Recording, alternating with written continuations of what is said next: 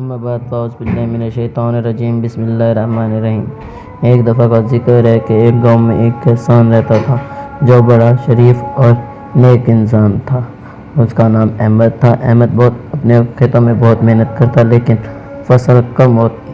ایک دن احمد اپنے کھیت میں کام کر رہا تھا کہ اس کی آنکھوں میں کوئی چیز چمکی۔ اس نے دیکھا کہ کچھ چیز چمک رہی ہے۔ اس نے کھدائی کی تو اس کے بعد اس کو ایک سونے کی اینٹ ملی۔ اس نے سوچا کہ کیونکہ یہ ایک درخت کے ساتھ سے ملی ہو نہ ہو یہ کسی کی نشانی ہو سکتی ہے۔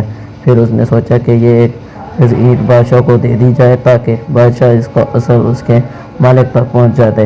تو احمد نے وہ اینٹ اٹھائی اور بادشاہ صاحب کے دربار میں حاضر ہوئے کہ بادشاہ سلامت، یہ اینٹ مجھے اپنے کھیتوں میں کام کرتے ہوئے ملی ہے اور اس اینٹ کا مالک کا مجھے کوئی پتہ نہیں۔ تو بادشاہ نے وہ اینٹ احمد سے لے لی اور احمد کو بطور کچھ انعام دیا۔ احمد نے اس میں سے کچھ پیسوں کی خیرات کی، غریب لوگوں میں بانٹ دی اور کچھ پیسوں کا اپنے کھیت کا سامان ٹریکٹر وغیرہ لے آیا اور اس کے بعد احمد نے اپنے کھیتوں میں کام کیا اور کھیتوں میں سے بہت آمدنی ہوئی احمد کو۔